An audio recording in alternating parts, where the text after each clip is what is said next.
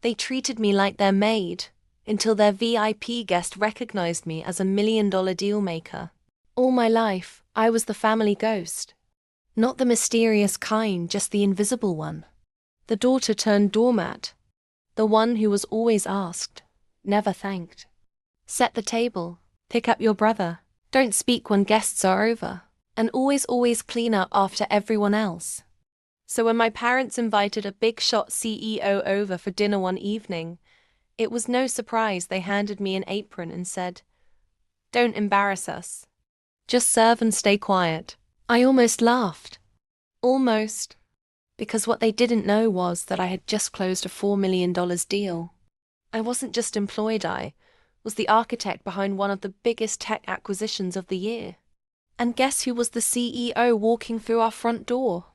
Mr. Richard Langston. Multi-billionaire. Founder of Lentech. And the man whose company just acquired my firm thanks to the deal I brokered. I played my role, served appetizers, smiled politely while my parents flaunted my brother's potential and bragged about their lawn. Then came the moment. Mr. Langston's eyes locked onto me. He squinted, then stood up mid-conversation. "Wait, I know you," he said, astonished.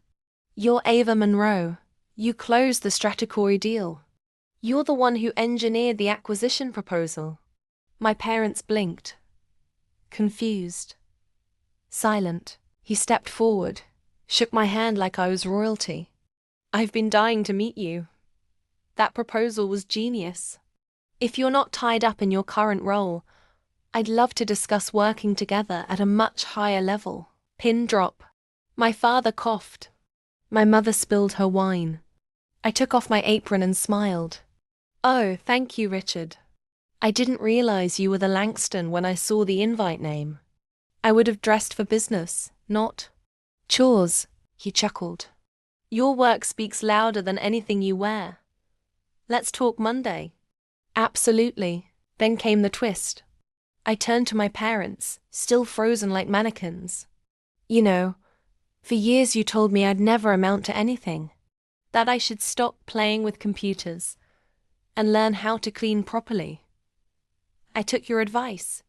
I glanced down at the apron and turned it into a multi-million-dollar contract. The rest of the dinner was a blur of awkward small talk and stunned silence.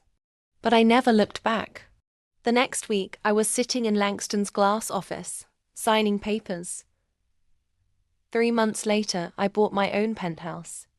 And 6 months after that, I got a letter from my parents, asking for help with their mortgage. Let's just say, I left them on read.